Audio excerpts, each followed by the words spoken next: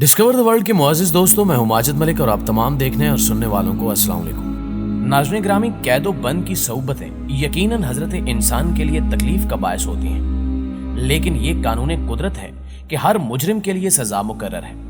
ये सिलसिला कई सदियों से चलता आ रहा है। जमाना कदीम में काल कोठड़ी को कफस के नाम से पुकारा जाता था, जिसे अमूमी तौर पर एक पिंजरे से तशबीह दी जाती है।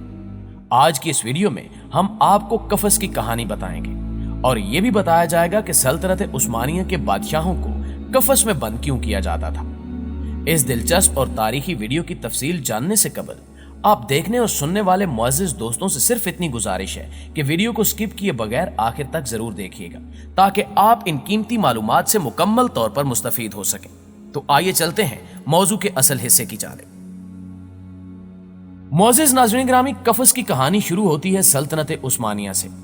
ये बात यकीनन आप सभी जानते होंगे कि तख्तो ताज की खातिर दुनिया में बड़े फसादात बर्पा हुए। माजी में कई ऐसे मिसालें मौजूद हैं जिनको पढ़ने और समझने के बाद ये बात वाज़ेह होती है कि तख्त के लालच में बेटे बाप को और बाप बेटों को कत्ल करवा दिया करते। कुछ ऐसा ही सल्तनत उस्मानिया में भी देखा गया।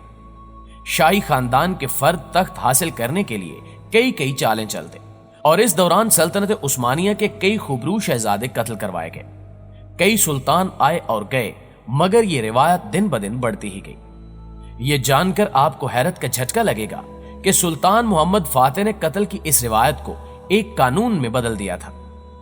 सुल्तान मोहम्मद फातेह ने एक हुक्मनामा जारी किया जिसके तहत हर नए बनने वाले सुल्तान पर यह लाजिम था कि वो अपने तमाम भाइयों और इनके बेटों का कत्ले आम करे।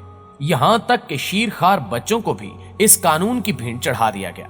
मुअज़्ज़िज़ दोस्तों, सुल्तान मोहम्मद फातेह की जानिब से जारी करदा इस कानून ने सल्तनत उस्मानिया को ज़वाल पजीर कर दिया, क्योंकि इस अजीबो गरीब कानून के बायस उस्मानी खानदान सुकड़ता चला गया। यह सूरत हाल देखकर सल्तनत उस्मानिया के चंद दानिशवरों ने यह खदशा जाहिर किया कि अगर ऐसे ही चलता रहा तो उस्मानी खानदान का वजूद ही खत्म हो जाएगा। इस खदशे को संजीदगी से लिया गया और अमली इकदामात करने का सोचा जाने लगा, जिसके बाद सल्तनत उस्मानिया के शाही महल के बीचों बीच एक इमारत की तामीर का हुक्म दिया गया। ये इमारत पिंजरे से मुशाबहत रखती थी और इसे कफस का नाम दिया गया। इस इमारत की तामीर के बाद जब भी कोई उस्मानी सुल्तान बरसरे इक्तिदार आता तो वो अपने सारे भाइयों और भतीजों को उस पिंजरे में कैद कर देता, और जैसे ही उस सुल्तान के घर पहला बेटा पैदा होता तो उसके तमाम कैदशुदा भाइयों और भतीजों के गले रेशम की डोर से काट दिए जाते। हैरान कुन तौर पर यह सिलसिला कई नस्लों तक चलता रहा। कफस नामी इस इमारत में कई सौ शहजादों को कैद किया गया और बाद में उनके गले काटकर उन्हें मौत के घाट उतार दिया जाता, और यह सब सिर्फ तख्त और बादशाहत के लिए किया जाता रहा। नाज़रीन मोहतरम, कई सालों तक जब यह सिलसिला न रुका तो बेशतर शाही अफराद ने इस हवाले से बगावत करने की कोशिश की और इस कानून को खत्म करवाने के लिए काफी तगोदौ की गई, लेकिन नतीजा बेसूद रहा। आखिरकार 1604 ईस्वी में सुल्तान अहमद ने इक्तदार संभालते हुए एक ऐसा काम किया जिसने इस बेहुदा रिवायत को सल्तनत उस्मानिया से खत्म कर दिया। दरअसल सुल्तान अहमद ने अपने छोटे भाई मुस्तफा को ज़हनी मरीज तस्वुर करते हुए कत्ल ना करवाया, लेकिन कुदरत का करना ऐसा हुआ कि सुल्तान अहमद चंद साल ही तख्त पर बैठ सका, क्योंकि 27 साल की उम्र में उसकी मौत वाक़े हो गई। उस मौके पर सुल्तान अहमद के बेटे की उम्र बहुत कम थी। कमसिन होने की वजह से वो शाही तख्त के अमूर संभालने के काबिल नहीं था, जिसके बाद यह तय किया गया कि शाही तख्त की तमाम तर जिम्मेदारी सुल्तान अहमद के छोटे भाई मुस्तफा को दे दी जाए। तारीखदान ये भी लिखते हैं कि सल्तनत उस्मानिया के तख्त पर बैठने वाले मुस्तफा अव्वल हकीकत में ज़हनी मरीज और मजजूब थे। ताहम तारीख का पांसा पलटा और सुल्तान मुस्तफा अव्वल को कफस से निकालकर शाही तख्त पर बिठा दिया गया, जिसके बाद सल्तनत उस्मानिया से भाइयों को कत्ल करने की रस्म का खात्मा हुआ। लेकिन कफस की कैद का फैसला ना हो सका। सुल्तान मुस्तफा अव्वल के दौरे हुकूमत के बाद भी शाही शहजादों को कफस में कैद रखा जाता। मुअज़्ज़िज़ दोस्तों, तारीखी कुतुब का मुताला बताता है कि जब भी किसी नए शहजादे को तख्त पर बिठाने की बारी आती तो शाही खानदान के मोतबर और दाना अफराद कफस नामी इमारत की जानिब दौड़ते और फिर वहां कैद किसी एक शहजादे का इंतखाब किया जाता, जिसके बाद खुदा खुदा करके उस शहजादे की कैद का खात्मा होता اور اسے شاہی تخت کا ذمہ دار اور وارث بنا دیا جاتا۔ کہا جاتا ہے کہ سلطنت عثمانیہ کے معروف بادشاہ مصطفیٰ اول کے دور کے بعد قفس میں قید ایک شہزادے کا تعین وقت سے پہلے ہی کر لیا جاتا تھا اور پھر اسے اسی قید میں رکھ کر امور سلطنت سکھائے جاتے۔ ایسا کرنے کا ایک فائدہ یہ ہوتا کہ جب وہ شہزادہ تخت پر براجمان ہوتا تو اسے تمام تر اصول اور قاعدے معلوم ہوتے اور وہ بہتر طریقے سے اپنی سلطنت کو سنبھالتا۔ قفس میں قید شہزادوں کی تفریح کا خاص خیال رکھا جاتا تھا، ان کے لیے غلام مقرر کیے جاتے تھے۔ تاہم جسمانی خواہشات کو پورا کرنے کے لیے قید شدہ شہزادوں کو 5 کنیزیں فراہم کی جاتی تاکہ عثمانی خاندان مزید نہ پھیل سکے۔ قفس میں قید شدہ شہزادوں کو ہم وقت یہ خوف بھی لاحق رہتا کہ کسی بھی وقت کسی ایک شہزادے کو قتل کرنے کا حکم جاری ہو سکتا ہے۔ یہ انجانہ خوف سبھی شہزادوں کے دل و دماغ پر سوار رہتا، جس کا یہ نقصان ہوتا کہ اکثر شہزادے اس خوف سے پاگل ہو جاتے۔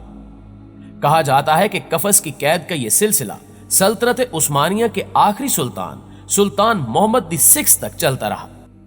قفس نامی اس پنجرے میں کئی شہزادوں نے پوری زندگی گزار دی اور گمنامی کی موت کو گلے لگا لیا۔ ناظرین گرامی، بعض دانشور حضرات یہ بھی کہتے ہیں کہ سلطنت عثمانیہ کے زوال میں قفس کی قید کا بڑا ہاتھ رہا ہے، کیونکہ اس عمل سے شاہی خاندان میں بڑی دشمنیوں نے جنم لیا۔ تاہم سلطنت عثمانیہ کے زوال کی داستان بھی کافی دلچسپ ہے۔ کہا جاتا ہے کہ عثمانی سلطنت کو تباہ کرنے کے لیے برطانوی استعماروں اور صیونیوں نے اسرائیلی ریاست کے قیام، یہودیوں کی آبادکاری اور مسجد اقصی کی جگہ ہیکل سلیمانی کی تعمیر کے لیے عالمی پلان تیار کیا۔ سلطنت عثمانیہ باہمی اختلافات، غیر ملکی قرضوں کے غیر معمولی بوجھ، مالی بدعنوانیوں، درباری غلام گردشوں اور سازشوں کی وجہ سے اندرونی طور پر کھوکھلی اور مالی طور پر خستہ حال ہو چکی تھی۔ صیونیوں کے وفد سلطان عبدالحمید کے پاس ایک دو نہیں بلکہ مختلف بہانوں سے مختلف اوقات کار میں آتے رہے اور فلسطین میں آباد ہونے، تعلیمی ادارے کھولنے اور آخری ملاقات میں دوگنی چوگنی قیمت کے عوض فلسطین کی اراضی خریدنے یا سارا ملکی قرضہ اتارنے کے لیے ملینز کی رقم کی پیشکش کی گئی۔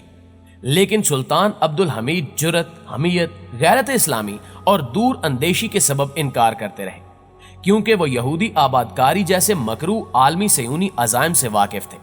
اس لیے انہوں نے اس کی اجازت نہ دی اور ان کے زمانے میں یہودی ایجنڈے کی تکمیل نہ ہو سکی، جس کے بعد سے ہی ان کی خلافت کے خلاف سیاسی تحریک کی آبیاری کی جانے لگی اور عوام کو خلافت کے خلاف اکسانے کی سازشیں کی جانے لگی۔ ناظرین گرامی، 1 نومبر 1922 کو مصطفیٰ کمال پاشا نے استعماری طاقتوں کی ایما پر ترکی کی گرینڈ نیشنل اسمبلی کے ذریعے سلطنت عثمانیہ کے خاتمے کی قرارداد منظور کی۔ اس وقت کے خلیفہ اسلام عثمانی سلطان محمد وحید الدین ششم کو اٹلی کی طرف ملک بدر کیا گیا اور ان کے قریبی رشتہ دار عبدالحمید آفندی کو آخری اور علامتی عثمانی خلیفہ بنایا گیا۔ مگر 3 مارچ 1924 کو ترکی کی قومی اسمبلی نے ایک مرتبہ پھر اسلام دشمنی اور مغرب پروروں کا ثبوت دیتے ہوئے اتا ترک کی قیادت میں اسلامی خلافت کے خاتمے کا قانون بھی منظور کر لیا۔ سلطنت عثمانیہ ختم ہو گئی اور یوں دنیا اسلام رحمت عظیمہ خلافت اسلامیہ سے محروم ہو گئی۔ اسلامی شریعت کو معطل کر کے سرزمین خلافت کو چھوٹی چھوٹی ریاستوں میں تقسیم کرنے کے بعد ہر ایک کو اپنا آئین، قانون، قومیت اور جھنڈا تھمانے کے ساتھ امت کا شیرازہ بکھیر دیا گیا۔ اسلام کے عادلانہ نظام معیشت کو مغربی سرمایہ دارانہ نظام سے اور لادینیت اور اشتراکیت کو جمہوریت کے حسین لبادے میں پیش کر دیا گیا۔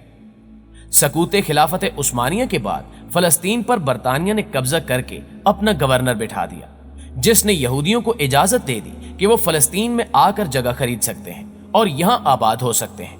چنانچہ دنیا کے مختلف ممالک سے منظم پروگرام کے تحت یہودیوں نے فلسطین میں آباد ہونا شروع کر دیا۔ جی تو پیارے دوستو، یہ تھی سلطنت عثمانیہ کے زوال کی داستان۔ ویڈیو کیسی لگی کمنٹ کر کے ہمیں بھی ضرور بتائیے گا۔ انشاءاللہ آپ سے ملاقات ہوتی ہے اگلی ویڈیو میں، تب تک اپنا ڈھیر سارا خیال رکھیے گا۔ اللہ نگہبان۔